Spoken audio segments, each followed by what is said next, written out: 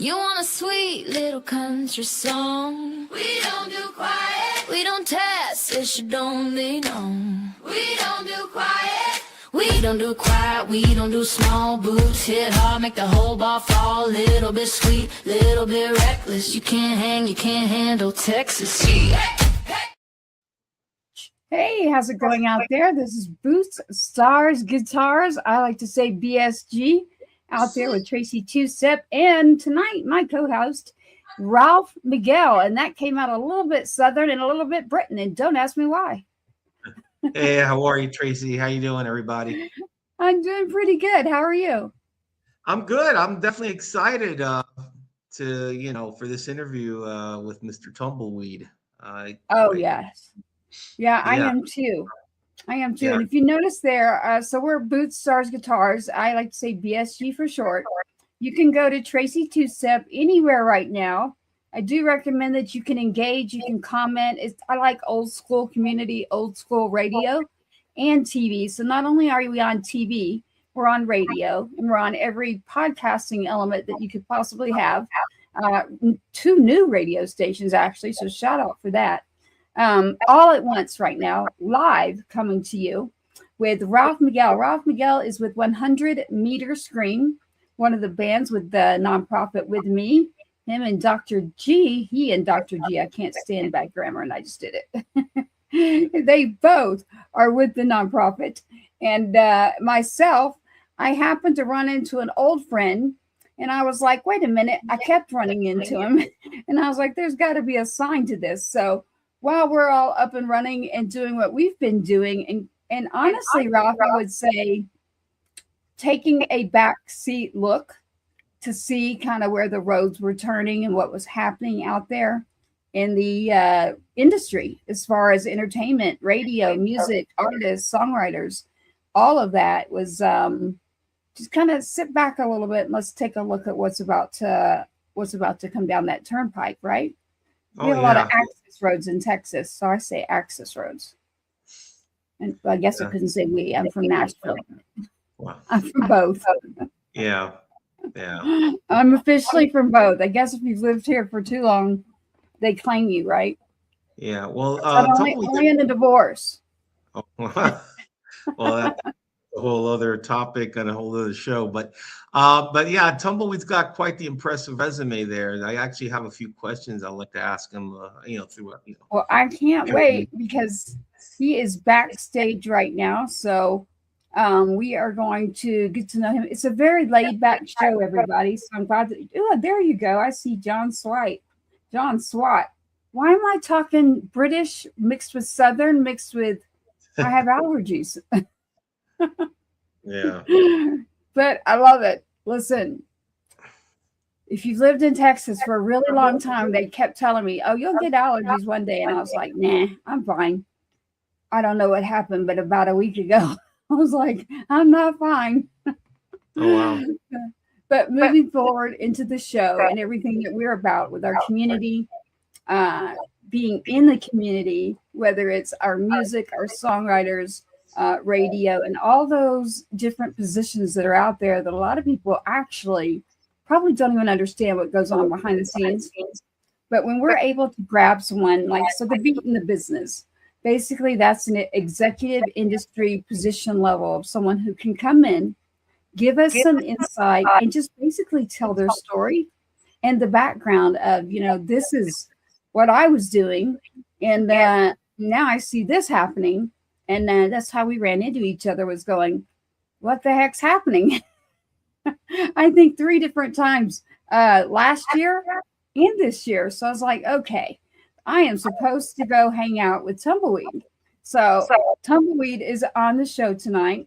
Everybody, you're going to get a wonderful, beautiful soul to come on here who's very experienced, knows what he's doing, and he's going to laugh at me because I'm over here pumping him up. And I do know that I've got a few artists, they're tuned in literally to say, oh, yeah, we're definitely watching. We're watching just to send messages to Tumbleweed. And I said, well, then send some comments, send some questions, whatever it is you may like, go for it and do that. Pause, if you'll do me a favor and send another invite, I'll look over and grab it. Or you can stay there. Just let me know in a message. We are running an audience to my left, middle, and right, multiple screens. And so to our left, I see you all moving at a great pace there. Thank you. As I do, you got Jimmy Collins. There's Jimmy. Hi, Jimmy. Welcome on in. Everybody share the show to your brother, your mother, your sister, your cat, your dog, your bird, your babies. Share it on out there. Like it, subscribe it, and get involved here. I'm about to grab Tumbleweed, our guest. Ralph, now that we are with not only, you actually know the television station very well, the individuals. So now that we're with not only the TV network, the podcast media broadcast network, the radio stations we've chosen so far, and we're looking for more, by the way. We are picky for a good reason. And then, of course, we have our, go ahead. And then I was going to say, of course, we always have our channels. Yeah. There's one of them right there. There she is. That's 99.9. Allergies are horrible here. Yes, yes, girl. I understand that. Trust me, trust me, trust me. Yes. Let's share this out. I see Biggie Paul. Thank you for tuning in. Curb, KERB, that's 99.9. And Miss Gloria Garcia tuning in with Jimmy Collins back to back. Ralph, have you already got a set of questions that you're thinking, I want to go ahead and grab Tumbleweed? Yeah. I have quite a few, but you want to, I can start right off, or if you want to, do the introduction. No, I'm going to grab him and we're going to jump right in it. He's, oh, hi, how are you doing too? I see every one of you. I'm able to keep up with all of you on both sides. So I'm going to grab the guests. It's really impressive what you do. It's like you're running the Starship Enterprise there with all your technology. If I turn my camera around, y'all would all go, what? Extraordinary multitasking. 2, 3, 4. I've got about 6 screens in front of me. So again, as I'll say, extraordinary multitasking. There she is. There's my positive vibes energy right there. Yeehaw, with the sun going and the palm trees and the hearts all day long with Miss Brooke Graham, y'all. Y'all check out Brooke Graham. Hey, Toriano, how are you doing? Nice to see you. Nice to see you, Biggie Paws as well. Biggie Paws, please check us out over there on TTK. Make sure we are okay. That was not supposed to rhyme. Welcome to the show. Tumbleweed, how are you? Hey, I'm great. Surprise. Surprise. It's not your birthday, but it's good to see you. How are you? I'm good, Tracy. I'm. If I was any better, I'd be twins. Oh, I like that one. I might use that one, actually. I need my pen and paper for this show. I know it's Roger Miller, so there you go. Well, that's okay. I can do it too. Yeah, we steal from the best. We'll call it borrowing. We'll borrow from the best. Yeah. But hey, I like that. I do. I knew with you coming on, I was running around. Here's a pen. I was like, Tracy, you better get yourself a piece of paper and a pen, because the stories that turn to songs are while I am around certain people. And right here is Ralph Miguel. So Ralph Miguel, welcome to the show to meet Tumbleweed. Ralph Miguel is the lead singer of 100 Meter Scream, and he will be co-hosting. I've listened to that after they were on. Then I went and checked them out. I like the band. Oh, well, thank you. Really, really good. That's an exciting endorsement there. I'm sure the rest of the guys will be there. So yeah, well, listen, you definitely have quite an impressive resume. I was just explaining to to Tracy here. So I mean, I got quite a few questions I want to ask you throughout the show, but I'm sure I'll let Tracy maybe kind of set up the your background, or how she may want to proceed. But you know what, I'm just going to ask you right off the bat real quick while she's there. Fingers or pick? Fingers, man. Fingers. I figured. Yeah, we're talking fingers. about guitar. So because we are on so many channels, we're talking about bass guitar. Talking about bass guitar. And We whether better, you're we better let these people know that then, because I'm going to start getting the other kind of messages. well, here's the deal. With bass guitar, there's two ways to play it. You either thump it with your fingers or you pick it with a pick. Yeah, no, you And pluck it. I've been a thumper all my life, so Yeah, there you I go. called it plucking. I guess that's the country in me. It's plucking. I call it plucking. Yeah. Welcome aboard to the show. I see right here we've got Mr. Neil Sparkman, who's part of us as well. There he is. Welcome aboard. Welcome aboard, SWAT. Where is SWAT? I think he means welcome to the show, Tumbleweed. Oh, yeah. But I don't I'm glad see to be on this show, Tracy. I'm sorry? I'm glad to be on your show. Well, I am so glad to have you. It is true that there has been multiple occasions where we keep running into each other, and I also keep running into someone else where I'm like, okay, these are my people. I am supposed to do something with my people and slow down a little bit too. John Swat, apparently he is out there. He is paying attention. Good job. Great authentic singer as well. You know, we ran into each other in multiple locations, and we were sitting there, and I had to give a speech, and honest to God, I was nervous. And I just remember you looking at me and say, thanks a lot, kid. And I'm like, what? And you're like, well, now I've got to go up there. And I was like, oh, it was a whole blur to me just because of the topic I was speaking on. But you did break that whole barrier that happens when you get up to speak. And it's a very, very, very sensitive, you're in a public room situation. Yeah. So I was like, oh, thank goodness. Like there's Tumbleweed and there's his beautiful wife all done up. And he went up after me and he's knocked it out of the park. So he's always got you've always got it out of the park, the ballpark, Tumbleweed. I don't even know where to start with you except to say you've been in it over 50 years. I know you've been in radio, you've played, you've toured. And that's where I'm going to look at Ralph, because I do know so much about you that it will be more Ralph look at you and go, oh, you know what? The other viewers that are out there are going to want to know all of that too. I'm going to want to talk to you about when are we doing this thing with these artists, and let's go have fun. So Yeah. where are you coming to us from? Are you in Texas or Tennessee? I am in Texas tonight. You are? Okay, good. Yeah. Good. Yeah, I'm in Texas tonight, and I'll be going back to Tennessee soon, but Okay. right now I'm in the home state. That sounds about like me. Yeah. There's a crazy, crazy storm out there too. As we approach the show in here right now, as I was saying, you know, this is a video, audio broadcast. You can see down at the bottom the TV stations that just picked us up, Heroes Media Group, and then we have the 2 radio stations. So we are looking to add radio stations, and I got to talking to Tumbleweed. To be really honest with you, the entertainment industry, and definitely let us know where you're listening from. Thank you for that. Neil Sparkman said it. We want you all to engage. I want you to ask questions. I want you to want to know more about what is going on. And I am going to get to every one of you right now. I am seeing it and I will get to it. Tumbleweed, coming out into this, I know that Ralph's got all of his questions ready to go, but I would like to know what it is today that sparks you, and give them kind of a start point. It's like a really quick, I call it a fire rapid round, and it catches us up to right here, and then I'll let Ralph take over. All right.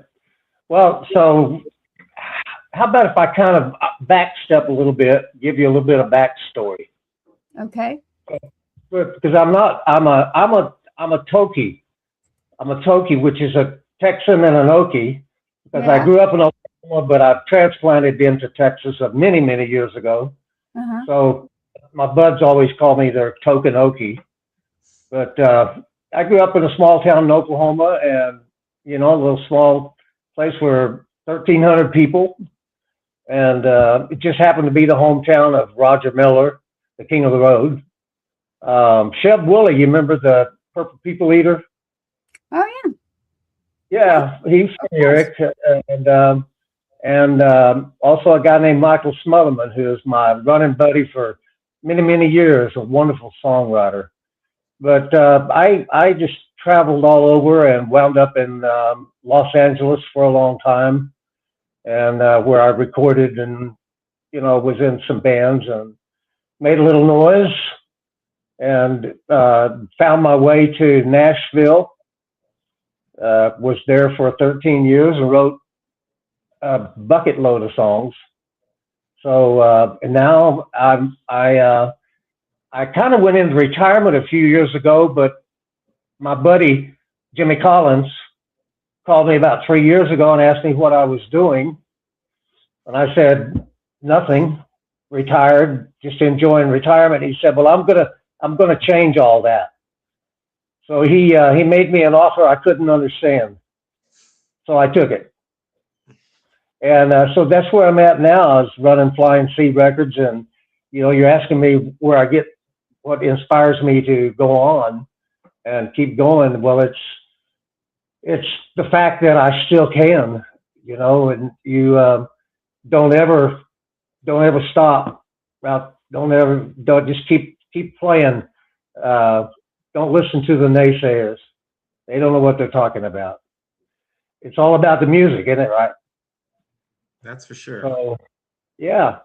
So what kind of questions do you have?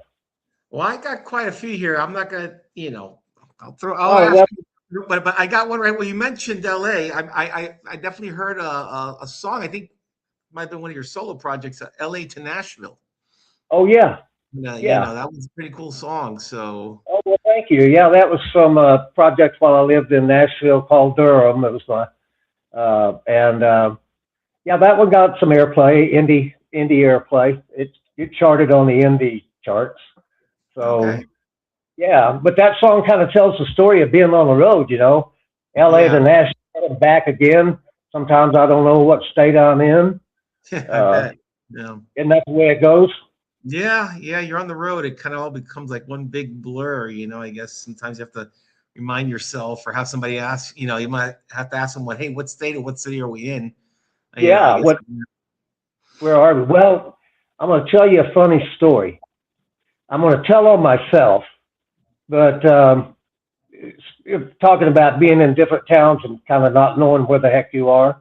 Yeah. I was lucky enough in I'm going to date myself. It was 1979, but I was in a band called Blue Steel. Yeah. And we opened 36 shows for the Eagles. It was really a very, very cool deal. We can talk about about that later, but we were in Cleveland, and we played a show like a Friday, Thursday night or something. We played in Cleveland. We caught a red eye to San Francisco. Oh boy.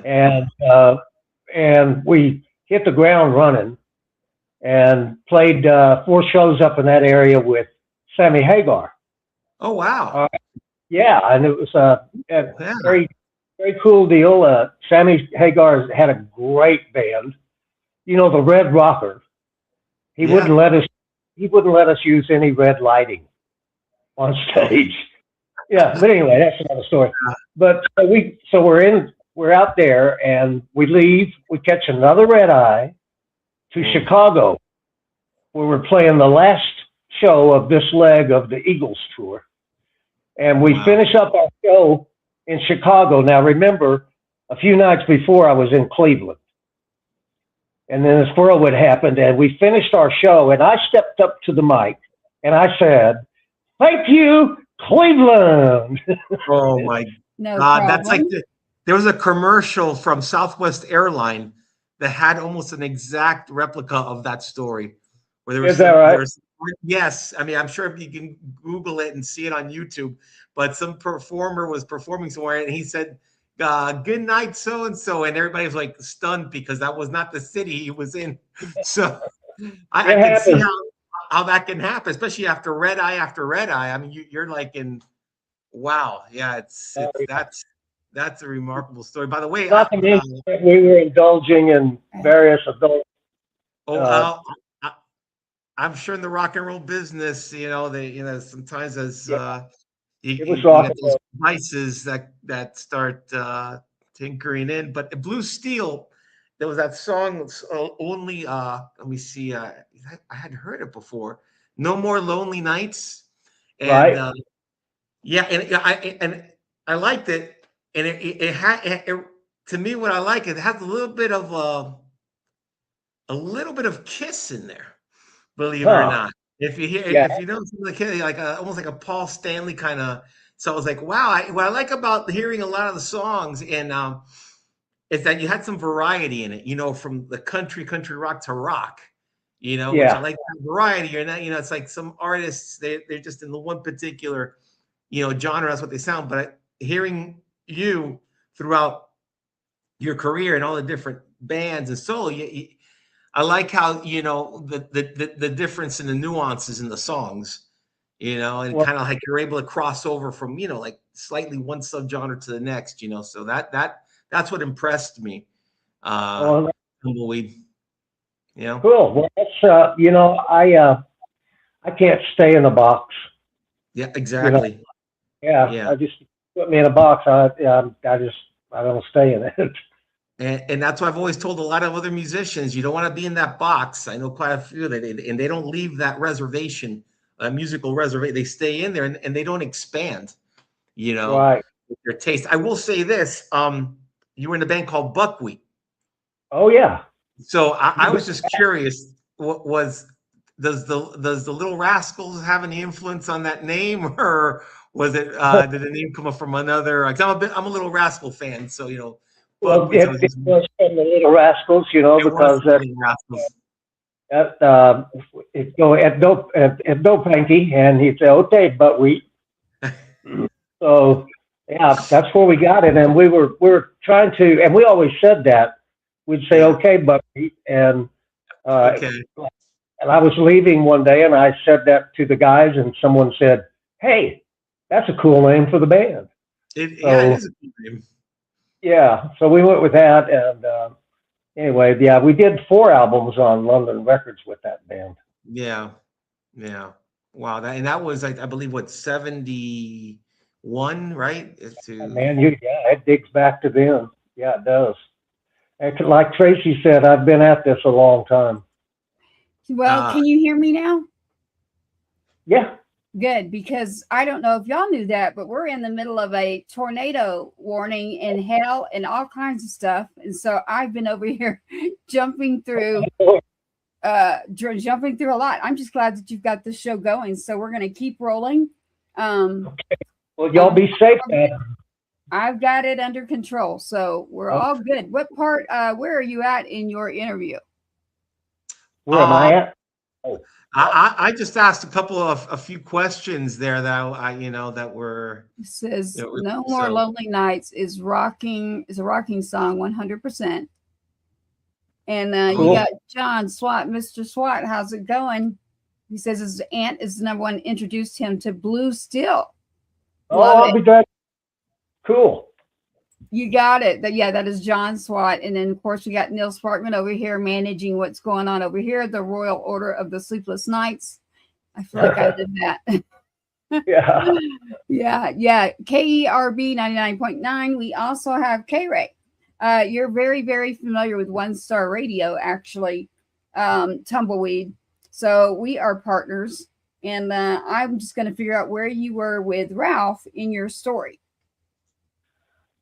Well, we're just touching on couple of the bands I was in back in the day, and the band Buckwheat, which was a family band. You know, Ralph, we all lived in a band house. okay. Where we went, we rented a band house. And you know, a lot of times back in those days, you didn't do so many one-nighters. You did a lot of club engagements where you're there for 6 nights a week for 6, 8, 10 weeks, whatever. So we would we'd rent something and take over and have our band house. That was the way to do it. Well, there's a lot of camaraderie, especially back Oh in man, those days, and yeah. you know, it's just, yeah. Being on the road nowadays is different. So the way that you can bond, the way that you can do things as a band, as opposed to before, So there's pros and cons to both. Do you have a story with you that everyone out there is saying, I have gotten so many calls today. This is why the whole Eagles thing came all the way back around. Yes, he did open. Was it 36 shows, Tumbleweed? 36 shows. 36 shows. He did open. And they would like to know what story that you have that we would go, oh my goodness. Okay. Yeah. Well, all right. Well, there were a couple from as far as the Eagles go. That at first I got to tell you that was we jumped from a rehearsal studio onto the big stage, and it was quite a shock the first night we stepped out, and there were whatever 35,000 people out there, but I got to tell you that every guy in the band, the Eagles, and all of the crew, they were super. They welcomed us with open arms, man, and made us feel really welcome. And you talk about a cool bunch of guys. And but I got to tell you this story. It was one night where after the shows, they would do 2 encores, and then the third encore was in the hospitality suite at the hotel, usually. Oh, yeah. It'd be record people, radio people, the bands, the crew, everybody just hanging out, having a good time. Well, one night we're all gathered in this room, and we're talking, and I see Joe Walsh coming and going out of the room, and Joe Walsh, he kind of lurks. He was kind of lurking around, and we're everybody's pretty much standing up talking, and pretty soon we looked around, and there are no chairs in the room. There's no tables in the room. Quietly, Joe had been coming in and taking that stuff and putting it in this huge walk-in closet thing that was in the hospitality room. So he basically stole everything in the room, and nobody saw a thing. It's just like just sneaking around doing it. That was Oh my goodness. Yeah. So he's one of those. He likes to pull the pranks. Yeah, he was a prankster. He definitely a prankster. Yeah, definitely. Yeah. This is the second show I've had within the last couple weeks where Joe Walsh has been mentioned. And oh yeah, it seems to me that Mr. Joe Walsh is definitely a hoot. I imagine there's a bunch of stories there. Yeah. There are. Yeah. Some I can't tell, of course. But, yeah, but the crew, they were also pranksters. They would leave various things on the stage, and you would notice as you're playing out of the corner of your eye a rubber chicken or whatever, and just things like that to mess with you on stage. Yeah, well, that's great. That definitely keeps things loose, and it's about having fun too. Tumbleweed, and that's part of it. People forget sometimes it's a business, but it's a craft that you love, and Very much. And it's a privilege to be up there and perform. And I've always noticed that the more loose that you are, you and your band, the more fun and the more that kind of translates out to the audience. Oh, it does. It's contagious. Yeah, you have to have a good time. It's contagious. Everybody has a good time. Yeah, it's authenticity. It's got. I always want to say you have to be authentic and just have fun and you can have fun and be professional at the same time. Yeah. It's you got to walk that line. Yes, it is a line.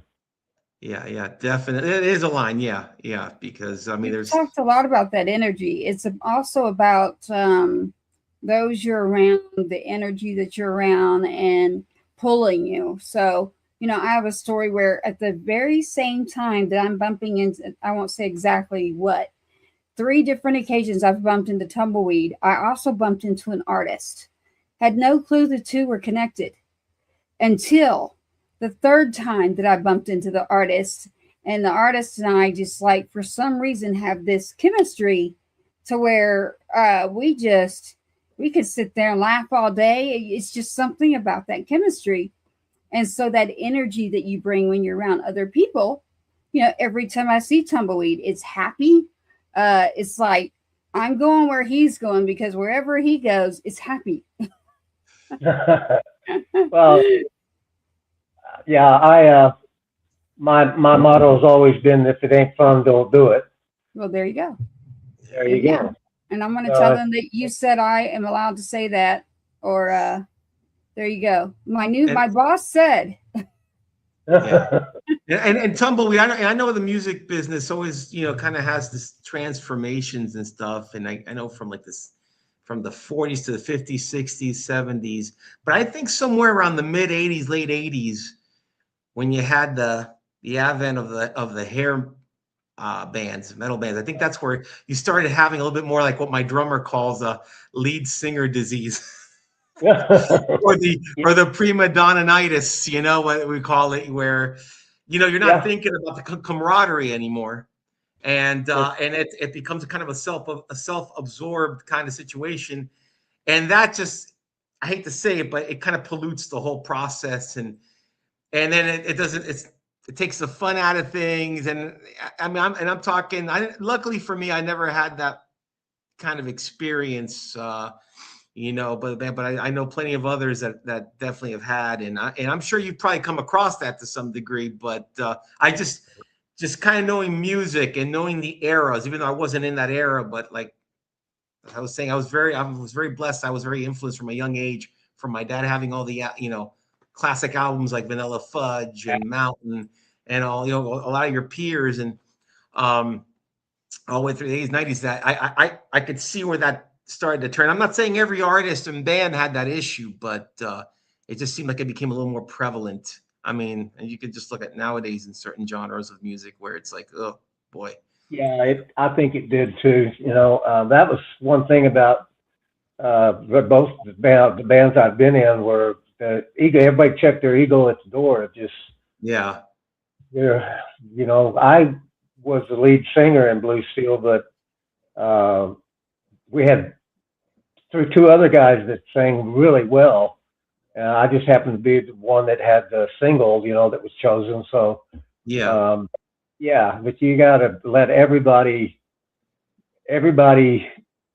be who they are on stage and be who they are in the band. Yeah. And everybody has to apply at least some level of, you know, common sense of what works. Also, you know, you gotta have your check, but you know, if it's you know, something that everyone can kind of gravitate to, you know, and it's again that realm of fun and camaraderie, that's what I always notice what works. Yeah, you know, it does. Yeah.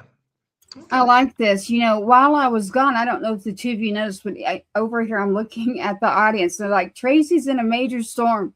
So I want to say thank you to the audience out there. The audience is like, there's a major storm that Tracy's in. So thank you all very much. Yeah. Thank you. We've got several people tuning in here. And so it sounds like you held it down very well, Ralph and Tumbleweed, while I was gone. That is good to hear. Well, with a resume like Tumbleweeds, there's a plethora of a lot of things to talk about. I mean, I knew that you would be able to do that. You know, on the beat in the business, we talk about the beat, and I like to talk about it not just in the music, but the heartbeat as well. Sure. And that's kind of what we're talking about there. But then you've got the business, and in through the business rolls a lot of different energies. It also comes with a lot of different roads and forks in the road where decisions have to be made. Is there a time in the life of being on the road with Tumbleweed? Is there somewhere that you had to decide and take that fork in the road and say, listen, and I'm looking for inspiration here to tell others a story. Is there something there that you, even if it was the hard way or whatever it was, and someone else was like, oh my gosh, you should be doing that? But in business, you might have said, you know what? There's a reason I'm doing something else. Do you have something like that? Well, yeah, I do. And that, let me preface by saying that I got a degree when I was a young guy and got a degree in business administration. And right out of college, I went to work for IBM. And I was in training, and they were really trying to turn me into somebody I wasn't. And here's a fork in the road for you. And I was working for IBM, and I stopped by the band house. They would still have the house in Oklahoma City. Stopped by the band house, and they said, "Hey, man, the bass player in the band, it was called the Roadrunners at the time. The bass player has quit, and we've got 16 weeks already booked, and that we're making whatever $300 or $400 a week, which was about 4 times as much as I was making at IBM." So the next day I went in and I gave my 2-minute notice and went on the road, and I never looked back. You know, that was a fork in the road that I took. But and then when Blue Steel broke up in 1981, I found myself leaning on my business degree, went to work in the corporate world, and stayed there for about 7 years at a major toy company. You know, then another fork in the road comes.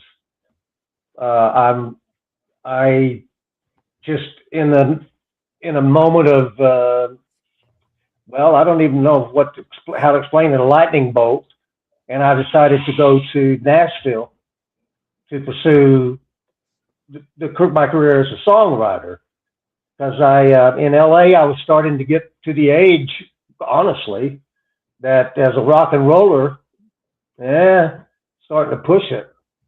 So I decided that songwriting was the way to go. And so I moved to Nashville, stayed there for about 15 years. While I was there making music, then I had an opportunity to go to work for a record company in A&R. And just out of nowhere, I had a guy, kind of like when Jimmy Collins called me. I ran into a buddy of mine at a hangout there in Nashville. He said, "What are you doing?" "I'm starting a record company, and I really need someone to step in who knows a little bit about music, knows a lot about music, and can help me do the A&R." So I jumped out of the music playing and started working for a record company, where I worked there for about 2 years until I decided it was I moved to Texas to be with my mom and dad. But you know, you hit those forks in the road, and I'm really glad that I got into the business side of the music business, got into the music business, because that's an eye opener. Yes. And when you start looking at it, this is more than just a hobby. When I was trying to promote my band and you know, promote my records and manage my band and book my band, and you know what I'm talking about, Ralph. You do the same thing.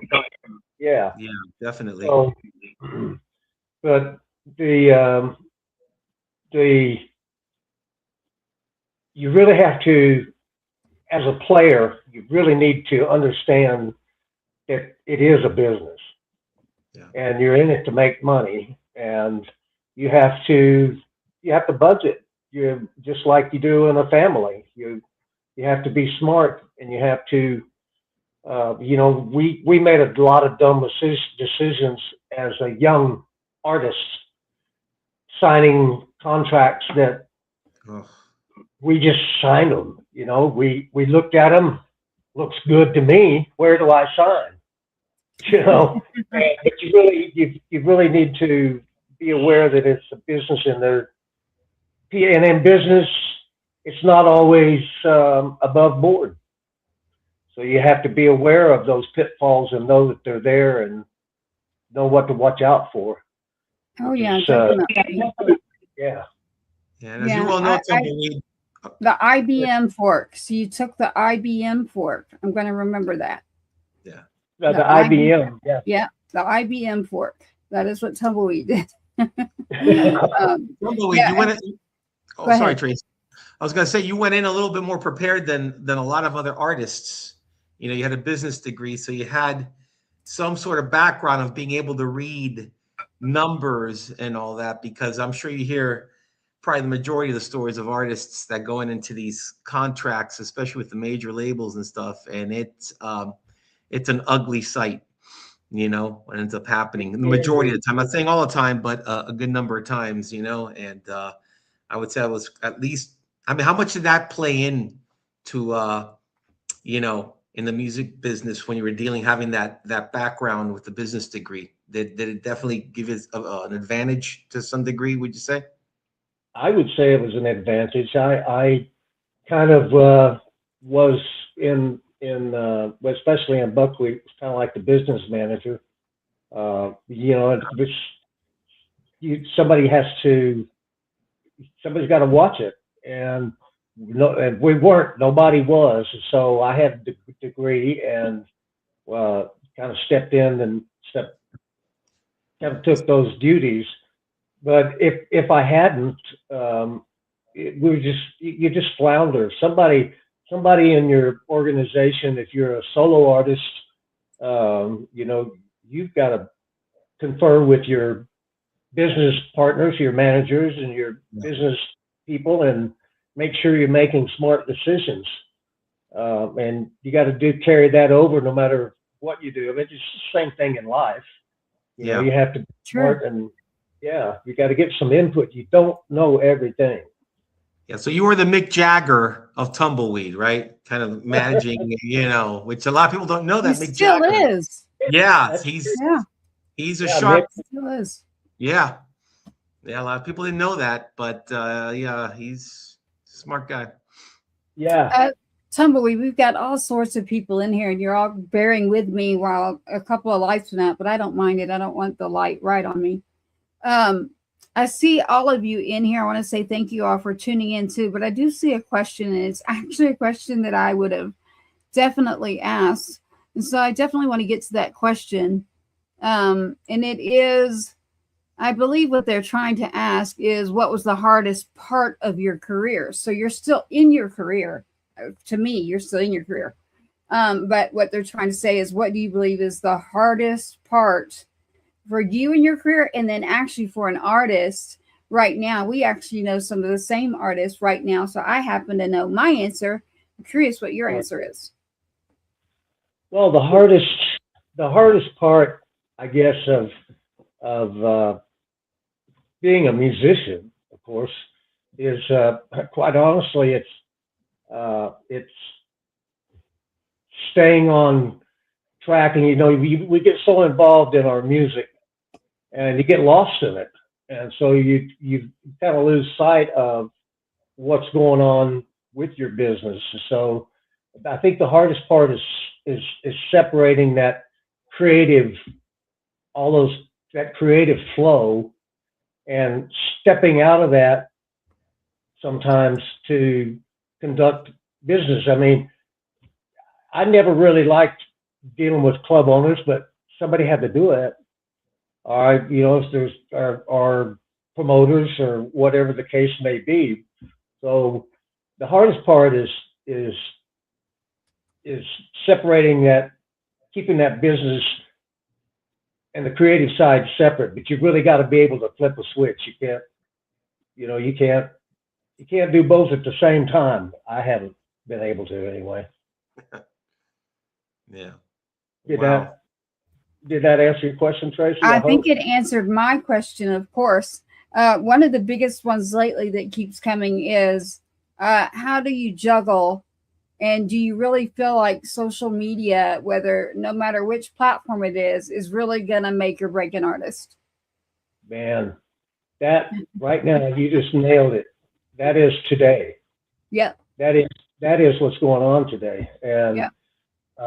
that's what I would encourage any artist who's watching this podcast to take that seriously, because the record business just changed so drastically in the last, well, when they stopped putting CD players in cars, and you know, everything becomes streaming. Everybody's listening to everything on their phone, and there's no quality there. The people have lost.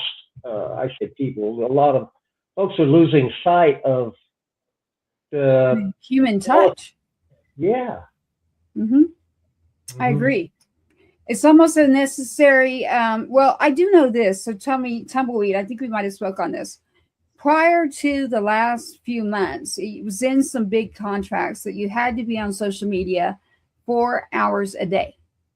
That is what was going on in the contracts. Now they're pulling that out and realizing that on social media, no matter which platform, all those people following you cannot get out and come to your festival and your concert.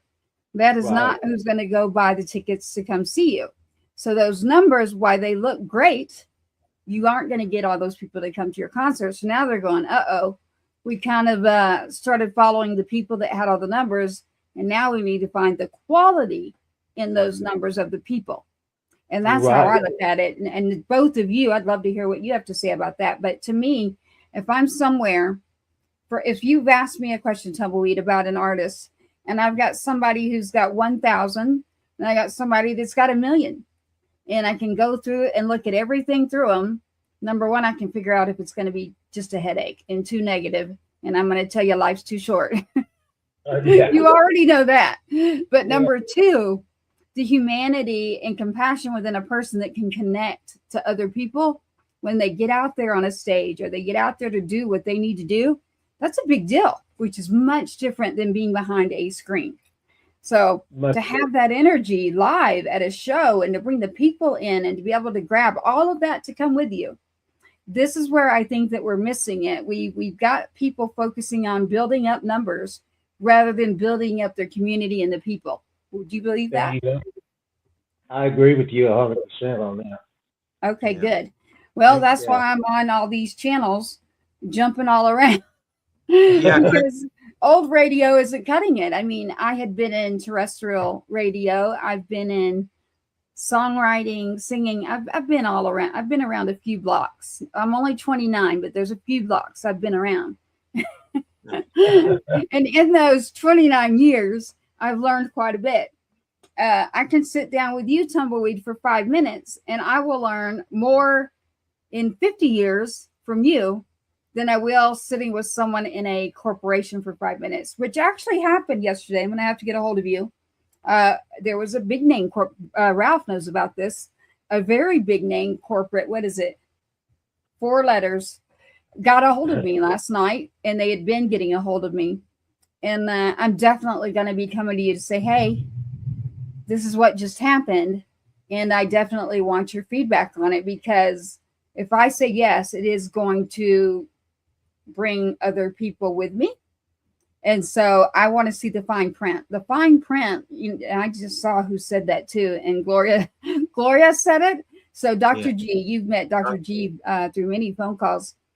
She said, the devil is in the fine print. Oh, buddy. Uh-huh. She wrote that out. She wrote it for everybody to see, just boom. And then, of course, Neil's like, yep, better pay attention. So those fine details that are in there, and looking for artists to supplement an artist that made what they thought had the it factor. They thought had the numbers. They thought had it all together. Every piece of the package, they realized, uh-oh, we just based everything off of a social media account. And this person cannot do what we thought they could do. So we need to get a team together that can now come in and make one person seem like they're successful. But to be really honest with you, Tumbleweed, I got to go back a little bit. Even though I'm 29, I got to go back a little. Think about Patsy Cline, Loretta Lynn, Dolly, all these other people who they have worked and worked and worked. Johnny Cash, Roy Orbison, I could keep going. They have worked and worked and worked, and they did it by networking. They did it what I call the OG way, the old school way. I never switched that off. I have always continued to network as if we are not on a ton of different channels. This is all of us getting together to support one another, get back to what was important, which was in the community, get radio back to where it needs to be, which all radio stations were nonprofits. So they were normally doing a lot within that community. So that was a big deal. We got to get that going. And then from there, for an actual artist to be able to make it, what does the word make it mean? Because it can mean a lot of different things to a lot of different people. What does that mean? Making it. Well, that's pretty broad, and you really have to cover these days. The social media is important. I believe it's important. It's critical, but radio is still a very powerful tool, and will be. And for touring artists, I think it's pretty important to get your airplay, because that's where you get your local support, I think. You build, because you play a town, you may have 40 people the first time you're there. Next time around, it may double. Next time around, you may pack the house. You don't do that if you just, and those people they're going to continue to support your music. Right. But when you're just doing social media, you don't have that personal contact, that personal touch, that intimacy that you only get through live performances. No, and you don't. To get the live performance, it's all tied together. You have to be able to market to radio, social media, and live performances, I think.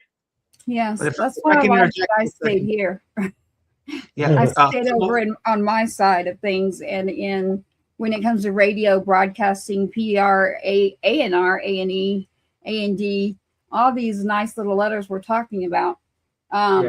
That is where I found that I can be more successful. I can actually do more and help more by staying over in my lane. And I don't have unless Ralph and 100 Meter Scream, they make me do backup or something. I don't have the desire, nor do I want to be on a stage. I prefer to do what I am doing and then actually grow that to be much larger. So, and we've talked about that, and that networking together has been a part of our society since day one. So networking within other stations. And that's why I always say, yes, we are looking for other stations, because the more that we can get you and Ralph, get you 100 Meter Scream and your music played, the better. So every time, like when you logged in Tumbleweed right here into our studio, we keep our studio on purpose rather than using a station studio or one of these companies, because we get to retain everything and we get to be independent. Now we have to pay, but for me, that's okay. I would rather have that. But being independent means get out there, network, grow with others. And when we have the software and we're going to play a song. Well, I always tell everybody, be careful if you want to just go on Facebook for fun and say hi, or any channel that is. I love TikTok as well. Whichever channel you're going on, ask someone, say, does your software actually grab music? So if you're a musician and you want to make sure your music will get pulled, ask, because I do. I have to literally turn around every time and give that back to the artist, or the whole show is just blacked out. So not only do they get to file that within BMI Live, sitting as an artist with me, and Ralph over here and the whole team, I'm not just a party of one. our software immediately does that. And if you're running, I got a lot of tips, so I'm going to keep that one to myself. I almost told something, and I'm not going to do it. I'm really good about that. I'm really good about that. I always want to help, but I can get with you on the phone on that one. But there is a lot for these independent artists or smaller artists or labels to realize what you can do and the questions to ask. Hey, when I come on your show, is it actually going to track and pull my music and my codes? And they should know what you're talking about as soon as you say codes. If they don't, then you need to ask if they're BMI or ASCAP or more experienced artists. They're going to know exactly what that is. And the answer is yes, we do. And we're going to keep it that way because we want to make sure we're actually making a difference. I make a joke every show that every artist, including Ralph right here, Tumbleweed, myself, Brooke, SWAT, every one of you over there, get a wooden nickel. You get a wooden nickel whenever your song is out there digitally because they don't make pennies anymore. So now you get a wooden nickel. And it's because I tell people, like, you got to create a playlist, number one. Move the music digitally, move that music, do something with it. You just don't go listen and don't go just listen and put it on a reel. And that means social media. So there's a pro and a con there. It's I love social media as well, but the artists need to get acclimated as to what maybe they need to do with their music different. And it's getting more involved like this. And so there's other ways, but getting more involved to where your music is actually tracked back to you. So even if, yeah, Brooks over here getting me on the wooden nickels, I'm going to get some wooden nickels and get them stamped with 2-step on them. There you go. But it's true. Digital media for music, it is not taking care of our artists. No, it's not. Nope. And but we can make that change. We can make that difference. It just just have to be diligent and keep your radar on all the time for change and go with the change. But one thing I kind of stay true to my roots musically, and I don't know where I'm going with that. I just jumped off the track. Hello. Where are we jumping to?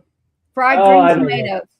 Well, maybe I can help Tumbleweed with this. Tumbleweed, you know what I've noticed, especially this has been in many articles and all that for the past, I would say 5 years, that a lot of the legacy artists have been selling out more places, amphitheaters. You can take like a band Foghat, and they might sell out an amphitheater before some top 40 artists.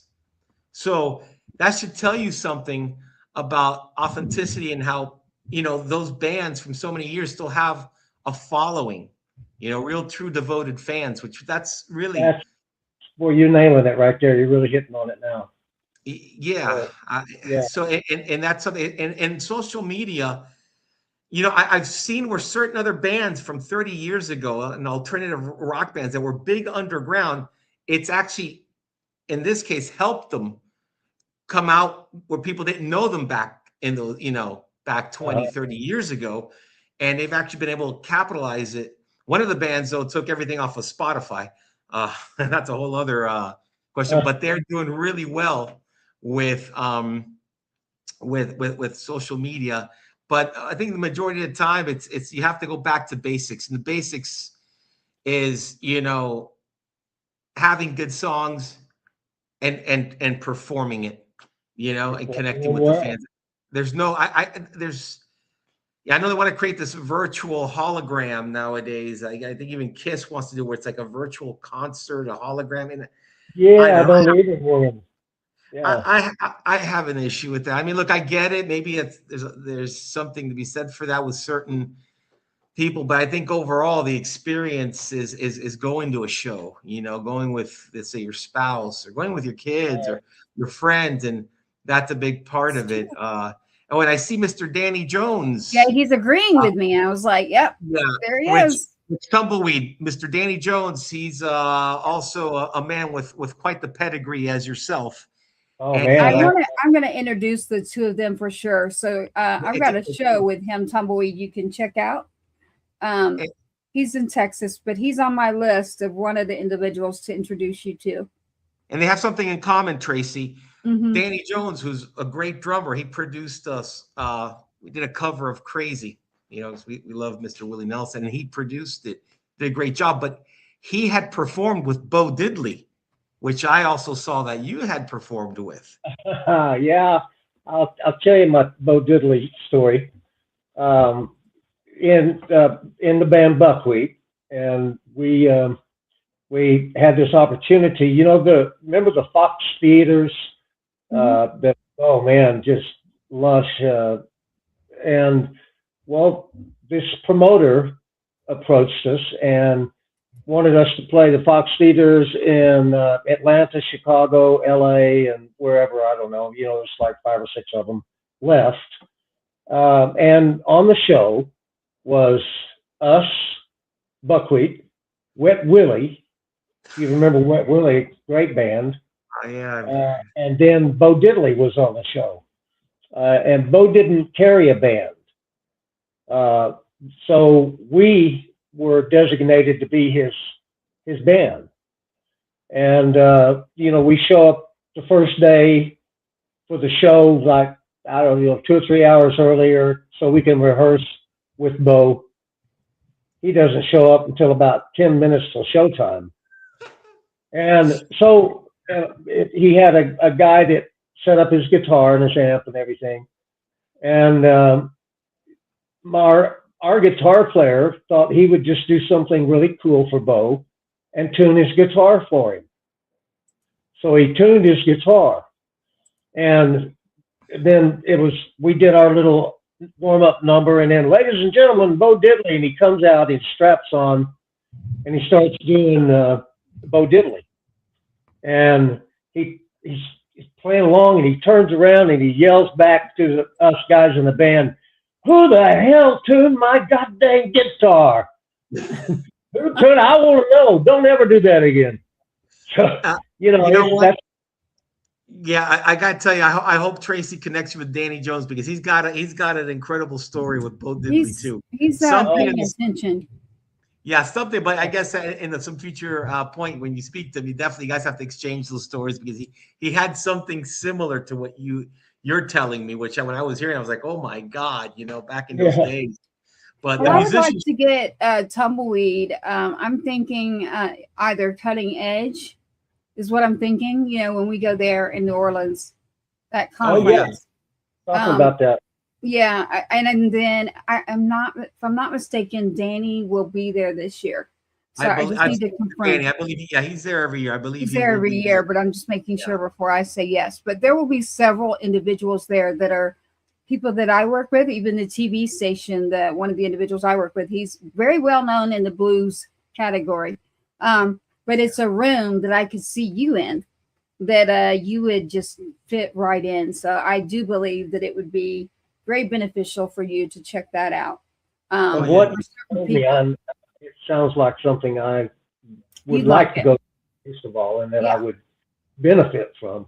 You will, yeah, definitely. And even someone like Brooke. So we'll talk more on that. But I see that coming up. And then that's not till August, right, Ralph? August, I believe, 29th. It's like the third week in August. Yeah, and that'll be great, because after you guys do the Q&A, we can all get some etouffee or some jambalaya, because the food there is amazing. So yes, and you got to bring the guitar, just like Mr. and Mrs. Sparkman are talking about in New Orleans. You got to bring the guitar. Yeah. I don't get too many questions without it. There will be all kinds of stuff going on. And then I'm being asked right now, so we've kind of gone all over. They're asking, what music did you happen to send in for the show? What did I send in? Well, I sent in one thing I sent in is I sent in a couple of tunes that are from my current project that I'm working on, and Okay. it didn't start out to be a project. My buddy Jay, I have an awesome drummer here, and Jay Weeks, and we're buds who have a studio together. So we started just recording songs, and I was writing. You know, I write. So we started recording my songs, and we've got enough to call it a project now. So I've seen a couple of songs off of that. They're kind of it's more, I guess, more pop than, I don't know. I like I said, I don't fit in a box. Then, but I sent you a song that's just country as cow, you know. So it's called "Lord Knows What She's Doing," but she don't. And then I sent you a song by my gal pal here in Amarillo, Tennessee, Tuckness, who's a wonderful singer-songwriter. We wrote a song together. I produced it. She sang it. So I sent that. It's called "Mama Said." Oh yeah. Yeah, I yeah. do have both of those. You know what I also have? I'm looking really quick. I do have that video. You did the lyric video. And is that with Brooke? With what now? What video? The lyric video? I've got a lyric video. Yeah, that's a Brooke Graham. Okay. Do you want me to play that? Sure. I give Brooke all the help we can. She's a great artist. I love her lane, you know, what she's in. Oh yeah. Yeah. I'm Nobody gonna like bring her back. yeah. I have to bring Brooke back under the rebrand, and there's some other things that are happening. So Brooke will be around a lot here soon. But this is the clip that you sent me, and I'm going to play that really quick for everyone out there. And that is Brooke Graham and Tumbleweed putting this together.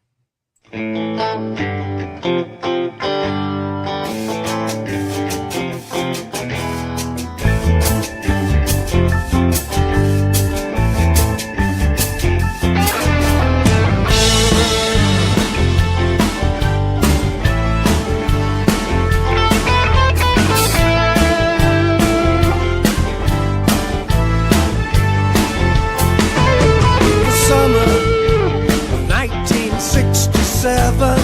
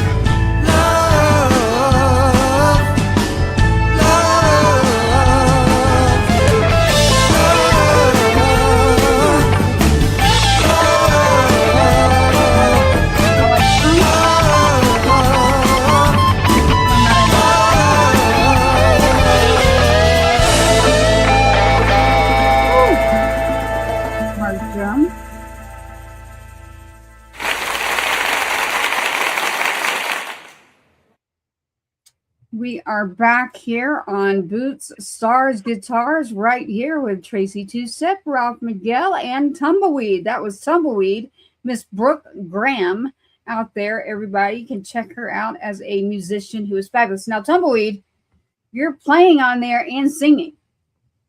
Playing on it and singing, and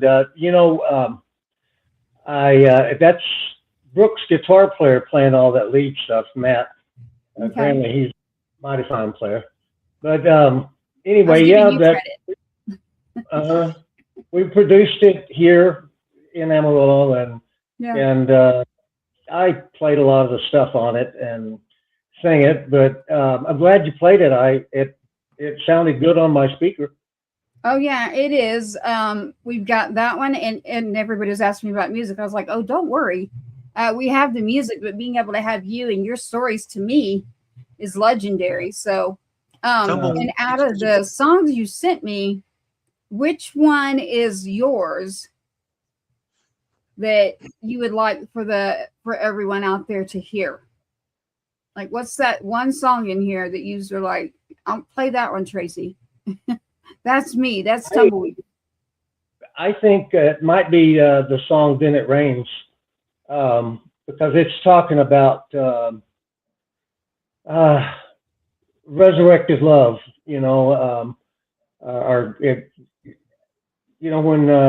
When your love's dying and it just needs some rain, and as we all need a little rain in our lives sometimes. Anyway, it's called "Then It Rains," and I wrote it with my buddy Larry Shaw and John Kevin.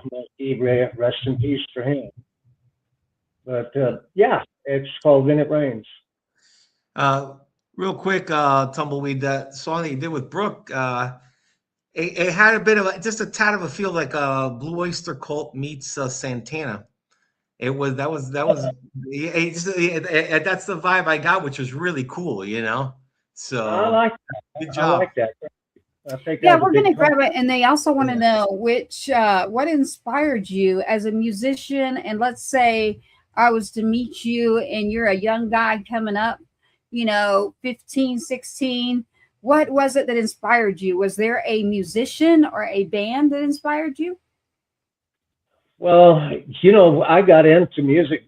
I took piano. I'm trained musician in piano, trombone, and vocal. I studied that in college, but I didn't really fall in love with music until I heard my Uncle Virgil play an acoustic guitar. Yeah. And I just had to learn how to play it. Yeah. And he started teaching me, the basics and the C, F, and G. Then I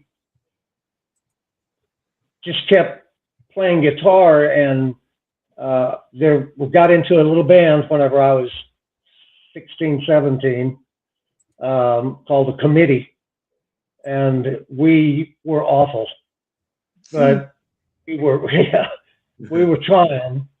And so, trying is good. Yeah. Well, for someone coming up, I tell them, if it's in your heart, then you're gonna want to practice. You're gonna be sitting in your room at burning midnight oil, practicing your guitar, and because I also teach, and you can tell the students, the ones that are going to get it and the ones who aren't going to get it pretty soon.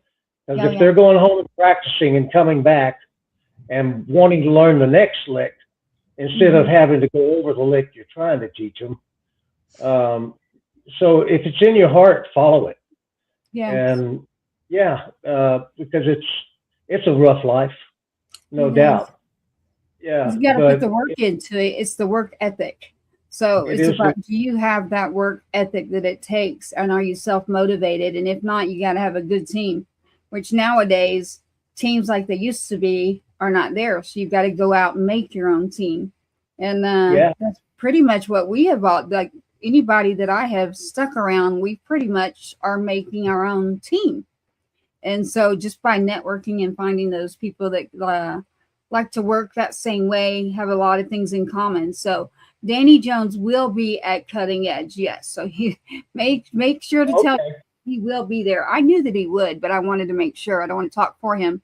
And I'm being asked, it's funny. I think I want to get down to your song really quick before I do that. You have, we talked about it already. Then It Rains.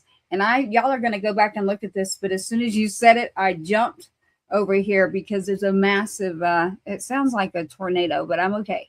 Oh man. And then the rain started pounding. I was like, and you said, then it rains. And I was like, oh Lord, here we go again, Tumbleweed. Every time I get near him, whatever it is, something happens.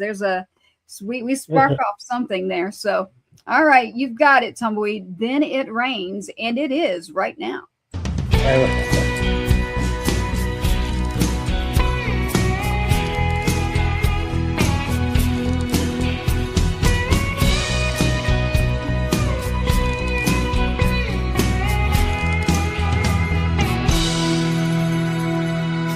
Love is like a garden.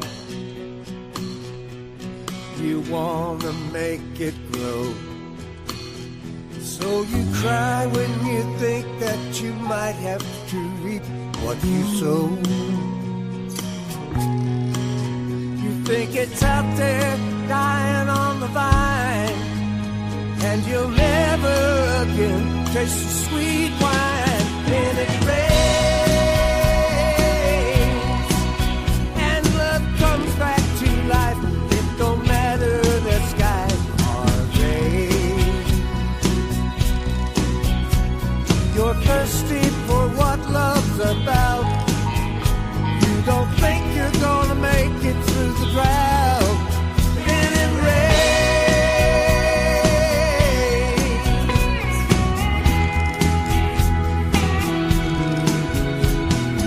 Say you had a flower, you watched it wilt away. You were ready to give up your dreams of a full bouquet. You think love's a waste of time, that it's out there dying on the vine. Then it rains, and love comes back to life. It don't matter that skies are gray. You're thirsty for what love's about. You don't think you're gonna make it through the drought. Then it rains, just when the well runs dry, and you're ready to say goodbye. Then it rains.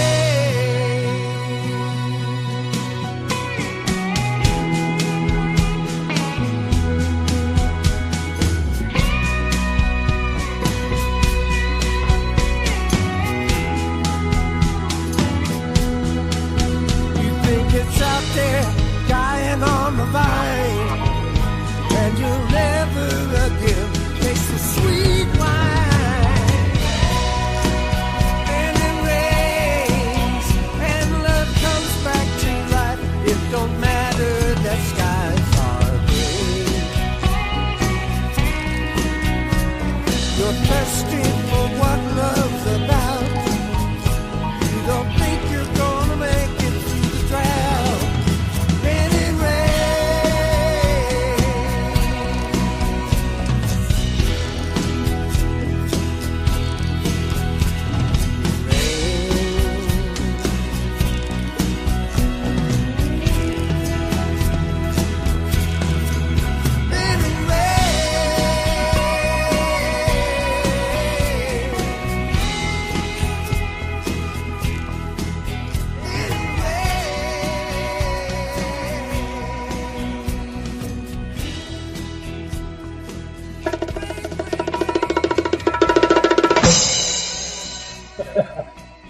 Hey, I Love like the sound that. effect.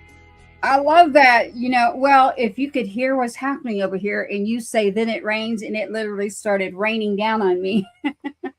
So, like, okay, if I'm not hearing a little, I'll keep going.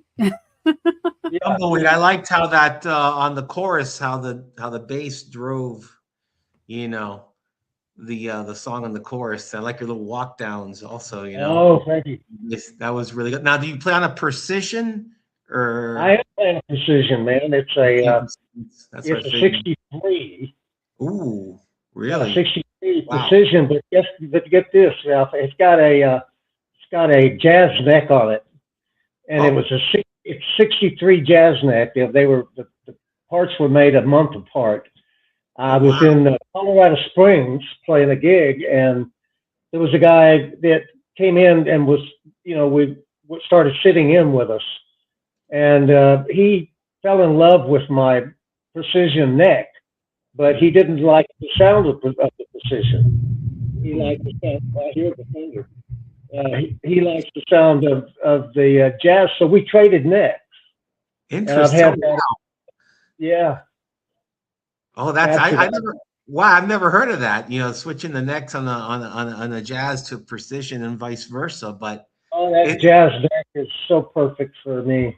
well, I heard. I mean, I was hearing it. If that was the one you were using on the song, that was I like the way it was just driving the chorus, and then the walk down. It's such a Yeah, smooth, warm sound, with the thank Fender. you. Yeah. I Yeah, I like guess You that. you know, And call it I, hybrid. I would have normally agreed with you, Ralph, but my 17-year-old recently, he picks up one instrument and then he puts it aside and grabs another one. And recently grabbed one, just like you're talking about a bass, and then it's got like that jazz neck on it. And I'm like, what are you doing? And he's like, I like it this way. And I'm like, okay. Uh, yeah, yeah. Interesting. he like that's what he likes. So, and I call it plucking because he'll, Yeah. but I love it. We're getting a lot in here, and they're asking that when you were going around and the Eagles were playing, did you have a favorite song? Of the Eagles?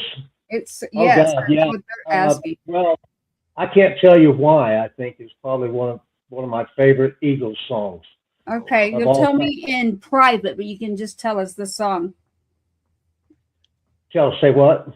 What is the song? And we won't tell anybody why, except for when I talk to you in private. Oh. Well, no, it's not. It's not private. I mean, it's just it's a great love song and so well written, and Timothy sings it so well. And I got to tell you that the other one, of course, is Seven Bridges Road, and that's what.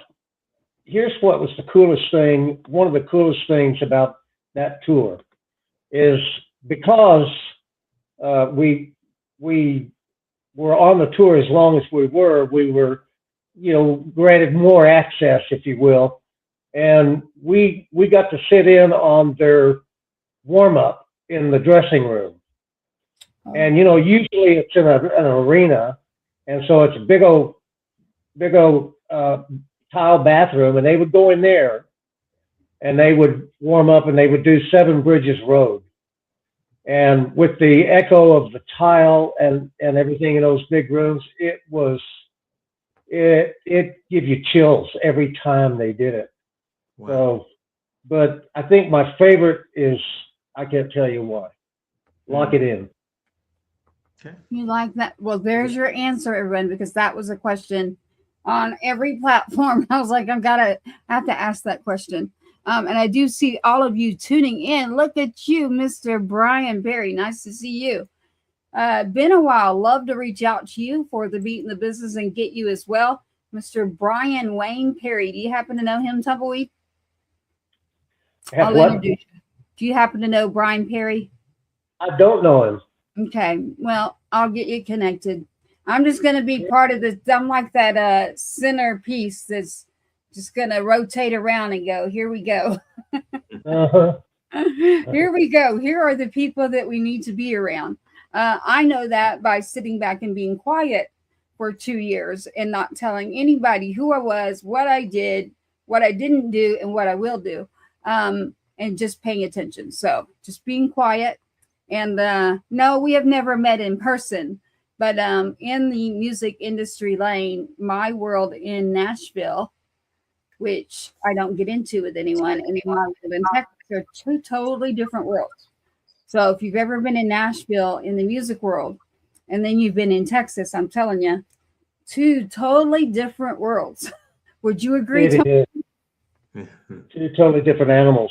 Oh, it is. It's extremely different. And then now I'm dealing with California too, so that's going to be really interesting.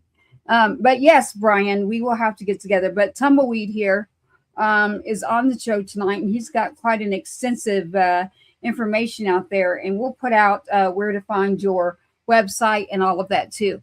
I'm also protecting Tumbleweed for now. There's a lot that's being worked on, and I'm trying not to over inundate anybody with everything that's going on right now. Oh, Texas Red Dirt is amazing. I would totally agree. One of our new stations, One Star Radio, is Texas Red Dirt music. So you got it, Brian Perry. You bet. We have great music in both places. So I would agree with that. I love the Texas thing. It is so unique. There's another state that I know of that is it's prevalent as it is here. Well, it's easier for me. It is easier. I grew up there, so I mean that's why it would be easier in Nashville. But if I went back now, it's easier for me in Texas than it is Nashville. But I just treat everybody the same. That no one's different, no one's better, and that's how I came in this world, and that's how. Not going anywhere anytime soon because I'm only 29. There is this song in here, and Ralph, I saw you laughing. Ralph wants to laugh when I say that. It is the truth. I just, sort of. Tumbleweed will laugh with me. He'll say he's 29 too.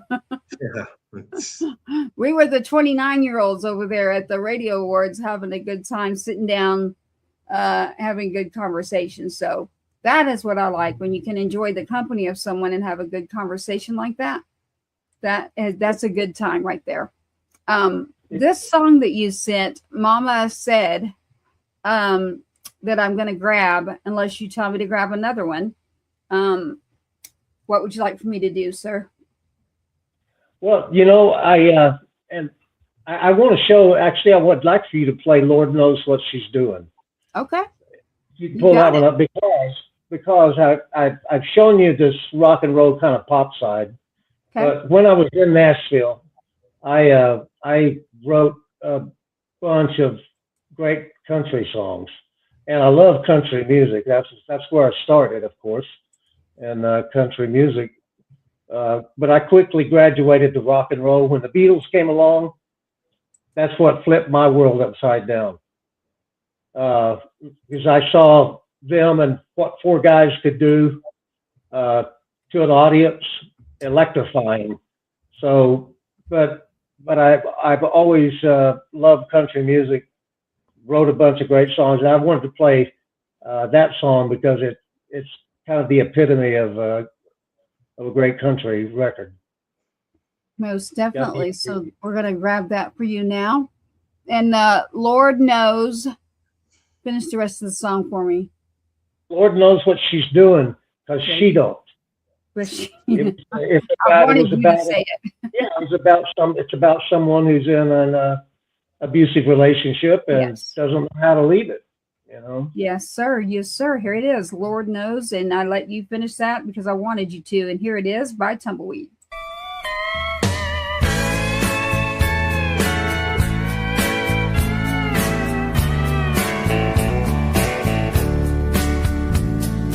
Lord knows what she's doing, 'cause she don't. She keeps praying he'll change, but he won't.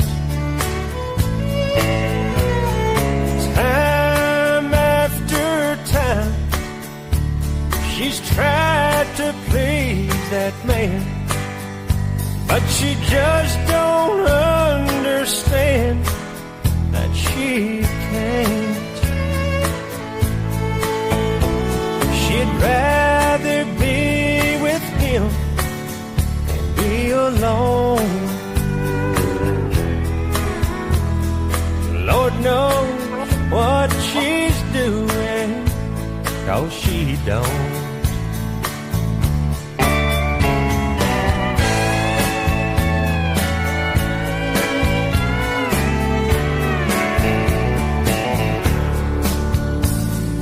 Lord knows why she loves him. How could she, when he never gives her what she needs? Night after night, she cries herself to sleep, holding on to nothing but her dreams. Her heart tells her to stay, her mind says go. Lord knows what she's doing, 'cause she don't.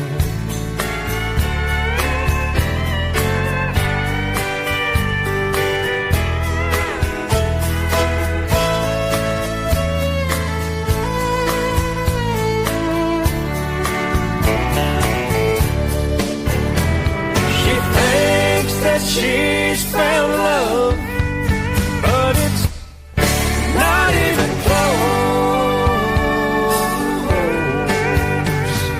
Lord knows what she's doing, 'cause she don't. Lord knows what she's doing, 'cause she don't.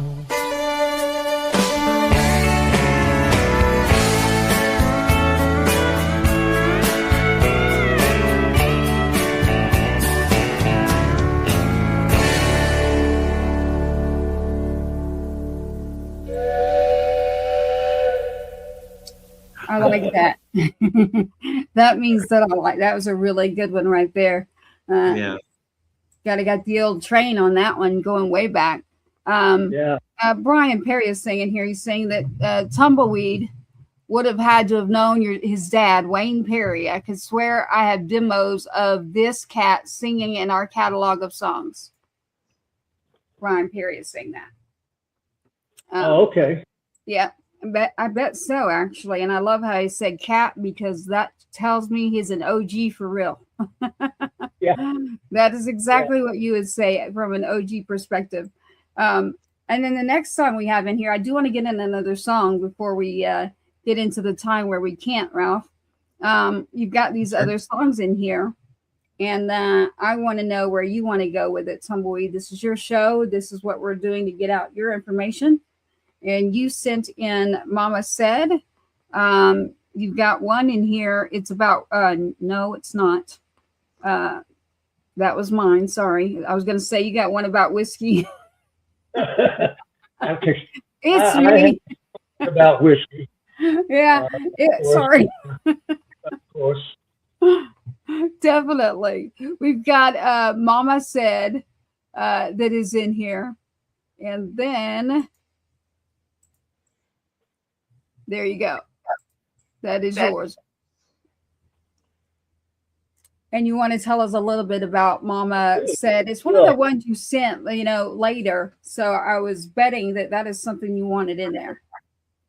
Yeah, I wanted to say that that the song before this was sang by Michael White. And I don't know if you remember Michael White. He had I had a couple of hits back when in the 80s and 90s, I guess.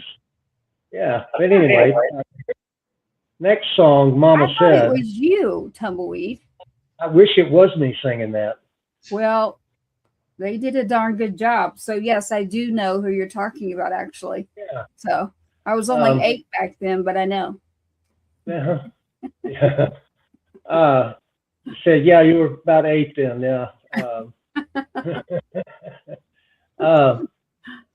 This song, Mama Said. There's an artist here in Amarillo, and her name is Tennessee. That's her first name, Tennessee Tuckness.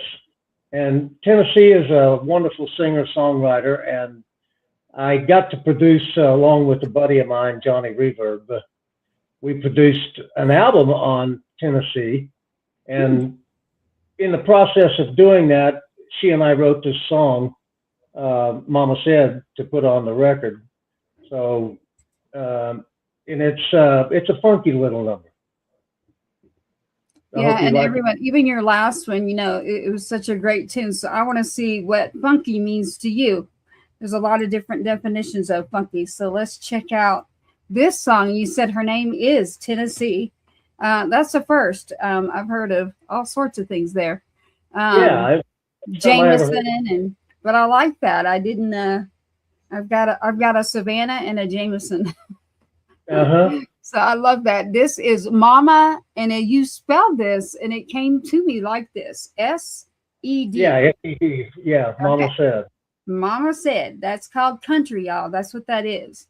Here it is. It is Mama Said, S-E-D, right now.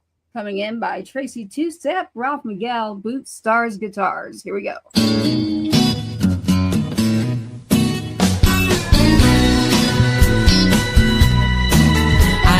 Little situation, need to talk to the man above. I wanna be a good girl, but I also wanna have some fun. My mama says you gotta do some chores around the house. I said, Mama, please, Mama, I wanna go downtown. Mama, you know I love you more than anything in this world. Take your little brother, take your little sister, gotta go to the store for your mama and more. I said, Mama, don't you know I love you more than anything in this world? I said, Mama, don't you know I wanna be a rock and roll kind of girl.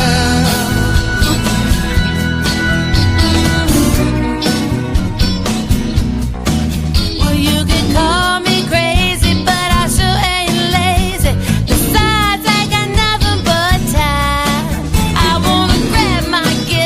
yes, I wanna be a big star. I'm in this particular frame of mind. I said, Mama, don't you know I love you more than anything in this world? Mama, don't you know I wanna be a rock and roll kind of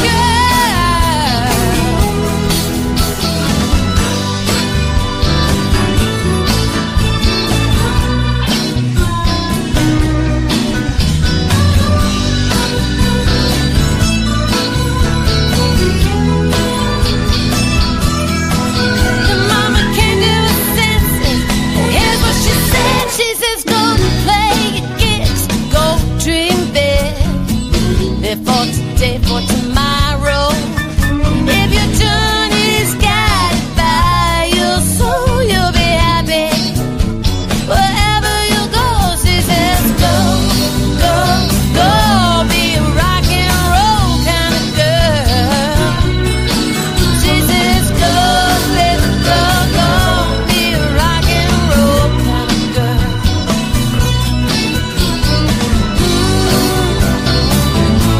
Be a rock and roll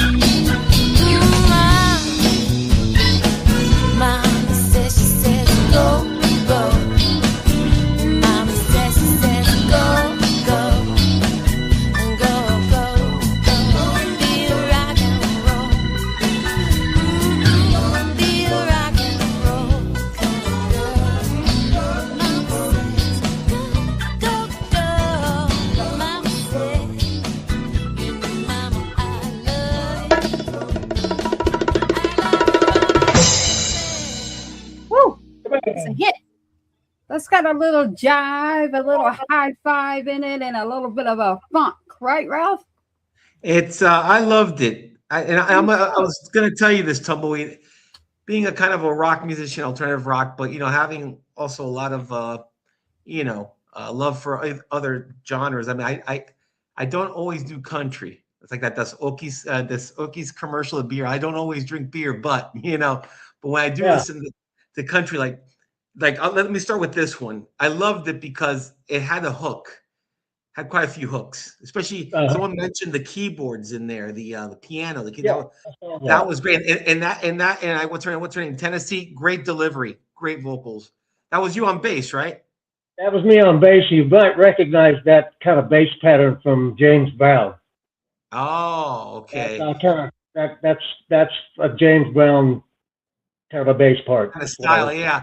But I loved it because you kind of meshed the country, but with a little tad of Motown. It was that jive. You know what I'm saying? It's like very lively. I could see that song if it had regular airplay, I could see it really going somewhere. And then the previous song that you did was a more classic country, which reminds me more of the country from like pre-90s and the 80s.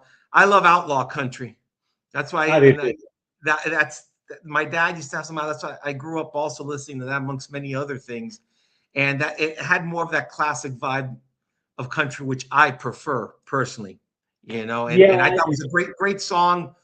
That singer, which I was with Tracy, I thought that was you, but I guess Tracy knew the singer was a really, really good singer. And and the bass line, great also. I mean, it's so those are, for me, when I see an artist who has back-to-back quality songs, that to me, because I always like to put on my A&R hat. You actually got to be an A&R hat. And I always wished I could have been like an A&R guy. I'm always looking at bands. I'm always assessing original bands by their original songs. And that was quite surprised because both songs were, and I'm not saying that just to say it, because Tracy knows I'm a hard critic and my band members are, but that was really two quality songs with hooks and kind of more in my lane of what I like in terms of country. And also the one with Tennessee, that kind of country, but with a little bit of like that jive, maybe a tad of Motown. So it was a great job. Great job. Yeah, thanks. I appreciate that a lot, man. I really do. Ralph knows what he's talking about too, so he's the perfect person to get in here when it comes to music. And with me, Tumbleweed, I've always said I'm going to be in trouble when someone comes on this show and I have to sit in my chair still and explain why I'm not moving. So you can tell if I really, really like a song. Of course, I'm very nice. I would just, great song.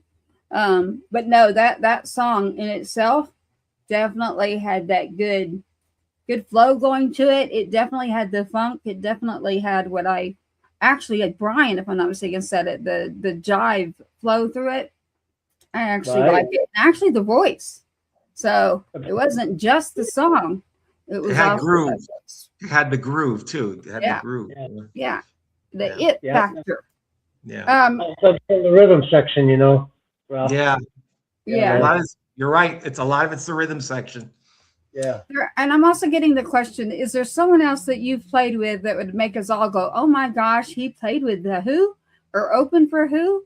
Or as a bass player, I got to play with a lot of cool people like Glenn Campbell, Tanya Tucker. Yep. I played with Vince Gill before he became a big Vince Gill. We played in around Torrance, the beach area, and down south of LA. And the Sweethearts of the Rodeo, Juice Newton, Marty Stewart. But of all of those, and of course Roger Miller was my big deal, that I got to play with him for several years. Yeah, yeah.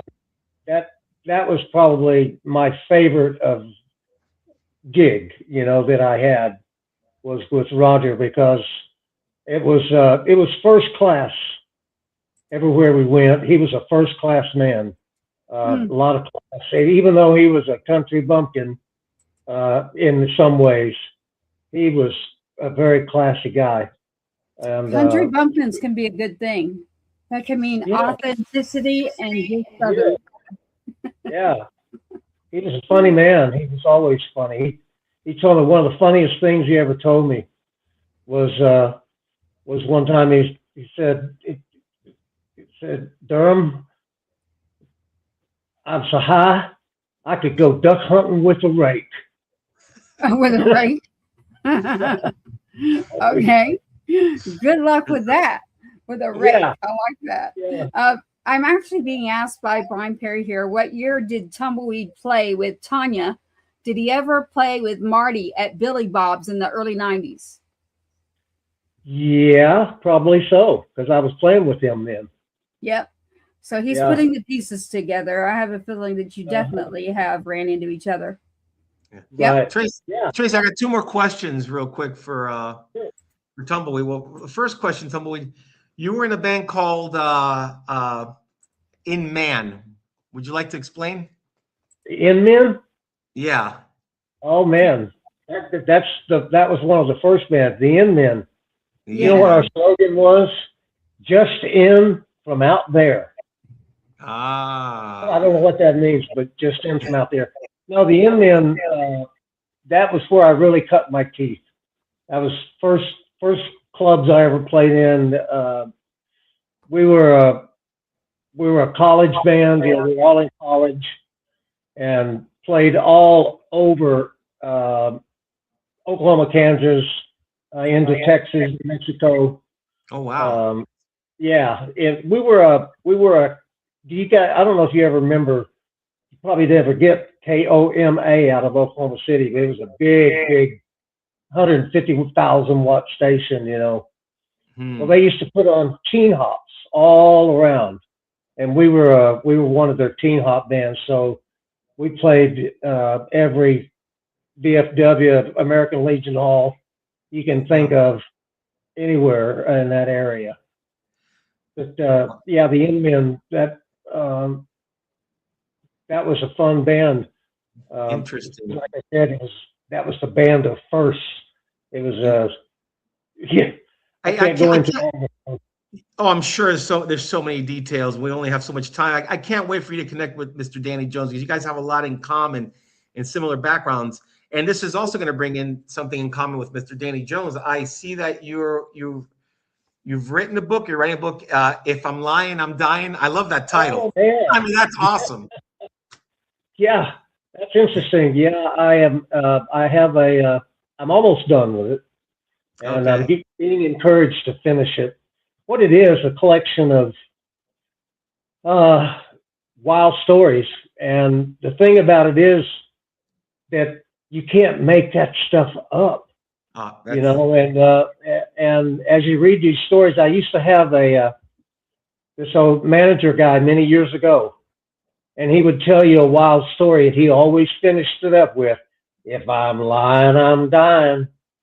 So I stole that and called for the title of my book. So, I mean, some of the stories are so outrageous.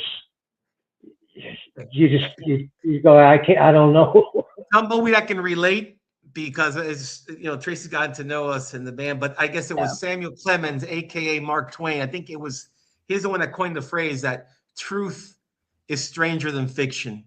Yes. And sometimes there's stories out there, which even my old manager would say, they're so out there that you say, who's going to believe this?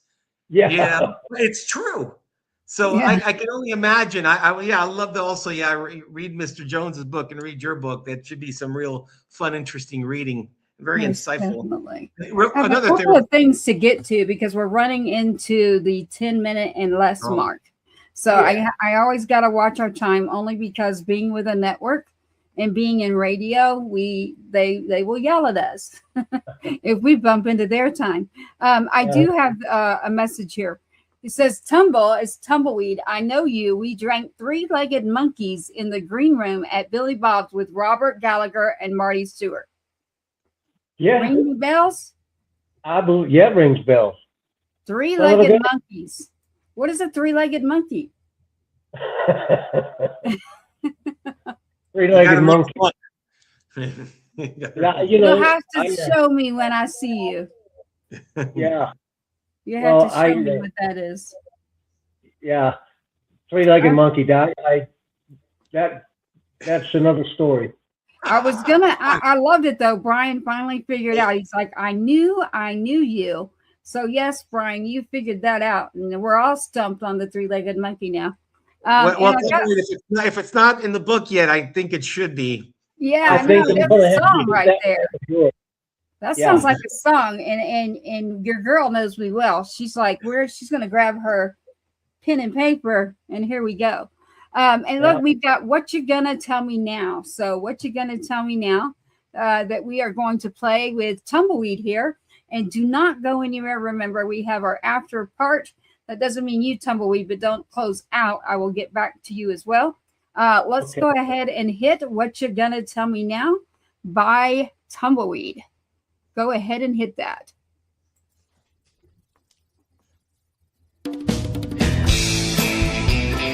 I grabbed it.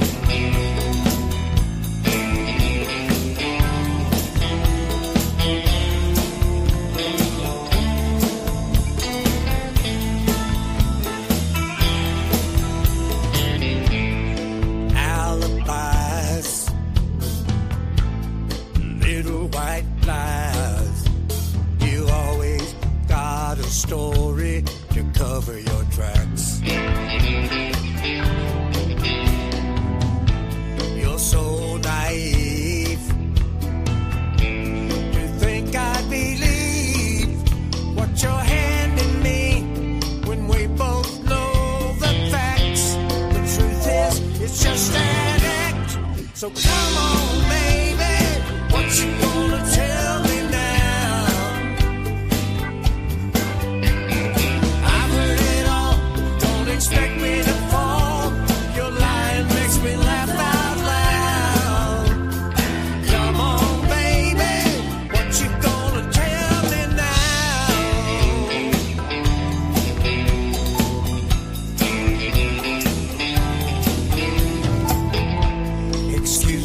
Excuses. You're so full of ruses. You always deal your hand from a deck that's stacked.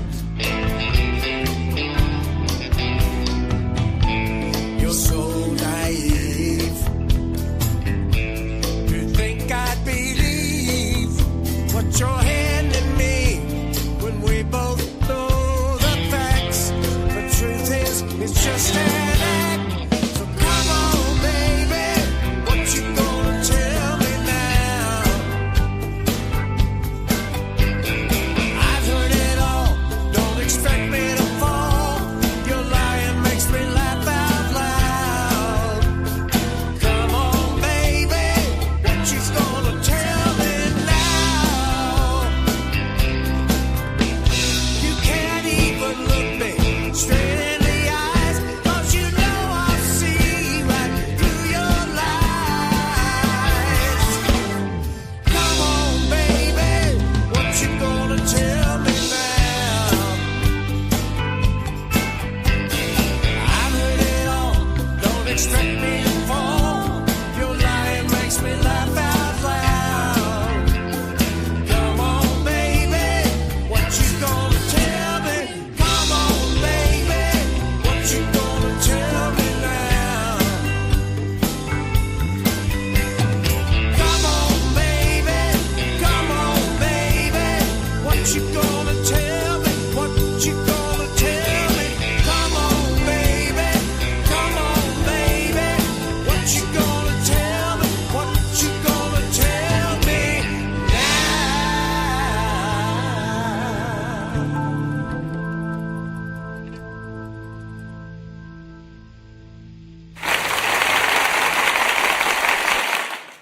Y'all didn't think I was going to get to it, did you? I was like, nope, I'm getting it. Don't worry. Boom. You did a fabulous job there, Tumbleweed. You get both of those coming to you. We're wrapping it down to the final minutes of the show here with Tumbleweed, myself, Tracy Two-Step, of course, Ralph Miguel with 100-meter scream. You do not spell 100. It is a number, just like Two-Step. Don't try to spell that. That's a 2. Do not spell Two-Step. Please, or you're on the wrong show. Tracy Two-Step, and that is Boots, Stars, Guitars, the hit list, the beat in the business, and the many other projects that we have in the works right now. Tumbleweed, can you tell us something that we can look to that is in the works with you right now?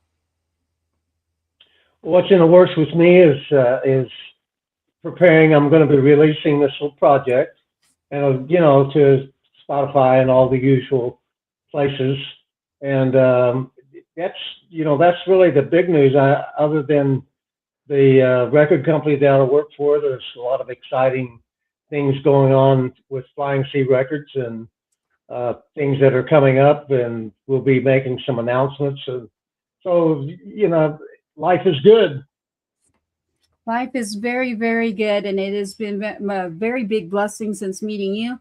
I'm so glad to have you on. I am hoping and still lifting up those prayers for Jimmy Collins' mother.